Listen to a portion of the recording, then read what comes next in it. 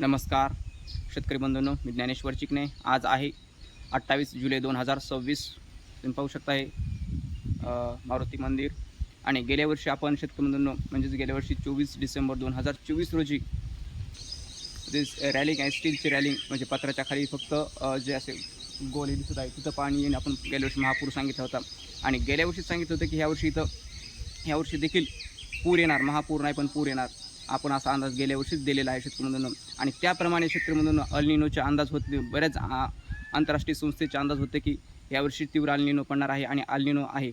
अल निनोच्या बातम्या होत्या आणि दुष्काळाच्या देखील बातम्या होत्या आणि मोठ्या प्रमाणामध्ये दुष्काळाच्या बातम्या होत्या शेतकरी बंधूंनो. पण त्या अंदाजामध्ये सुद्धा सांगितलं होतं की प्रत्येक अंदाजामध्ये की यावर्षी दुष्काळ पडणार नाही. थोडंसं पावसामध्ये ताडण पडण, पिकांना थोडासा ताण देईन पाऊस काय काय भागामध्ये, पण दुष्काळ नाही. दुष्काळ आणि पिकाला ताण देण्याच्यामध्ये खूप मोठी फरक असतो शेतकरी बंधूंनो. दुष्काळ म्हणजे पुढच्या वर्षी पाण्याचा तुटवडा असतो, पुढे प्यायला पाणी मिळत नाही, त्याला दुष्काळ म्हणतात शेतकरी. आणि ते दुष्काळाचे अंदाजे आंतरराष्ट्रीय संस्थेचे होते आणि आपल्या IMDचे देखील होते. पाऊस म्हणजे एकंदरच पाऊस कमी पडणार असे सुद्धा होते.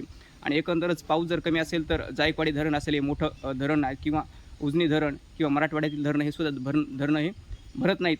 आणि ह्या वर्षी शेतकरी बंधूंनो तसं जर पाहिलं तर आता सध्याच्या स्थितीला पश्चिम महाराष्ट्रामध्ये 100% पाणीसाठा झालेला आणि जायकवाडी आणि उजनी धरण ही जवळपास आता भरण्याच्याच मार्गाजवळ. जायकवाडी धरण हे 60%च्या पुढे गेलेलं आहे शेतकरी बंधूंनो. उजनी धरण हे 75%वर गेलेलं आहे शेतकरी बंधूंनो.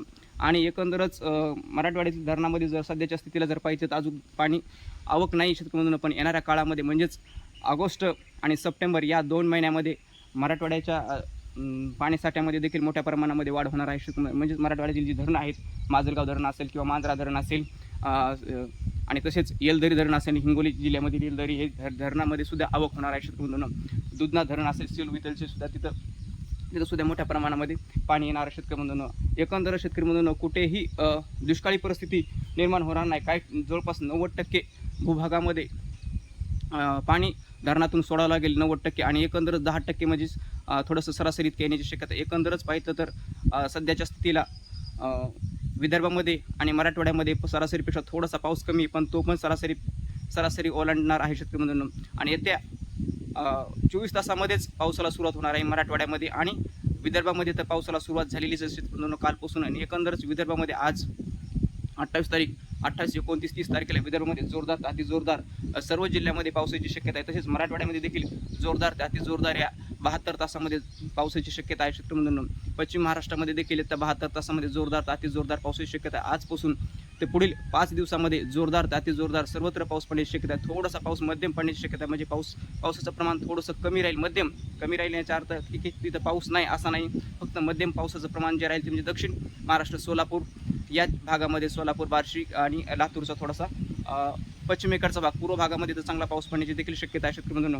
आणि एकंदरच हे पाहू शकता तुम्ही गोदावरीला मोठ्या प्रमाणामध्ये पूर गेल्या वर्षी आलेलं होतं, तसंच हे गाळ आहे शेतकरी बंधूंनो. हे पाहू शकता गाळ अद्यापही अजून ह्याचा गाळ वाहून गेलेला नाही आहे. आणि इकडे पाहू शकता हे कुठपर्यंत आहे, तिकडे वरी उंच ते वरी ह्याच्यापर्यंत पाणी गेलेलं होतं शेतकरी बंधूंनो.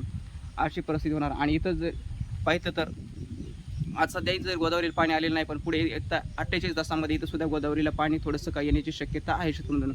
आणि गोदावरीला देखील यावर्षी महापूर येणार. आपण महापूर नाही पण पूर आपण सांगितलेला होता. आणि तो पूर हा सप्टेंबरमध्ये येण्याची शक्यता आहे शेतकरी बंधूंनो. तर हा झाला शेतकरी बंधूंनो आपला अंदाज. आणि सर्वत्र पाऊस पडणार आहे शेतकरी बंधूंनो, काळजी नसावी. धन्यवाद.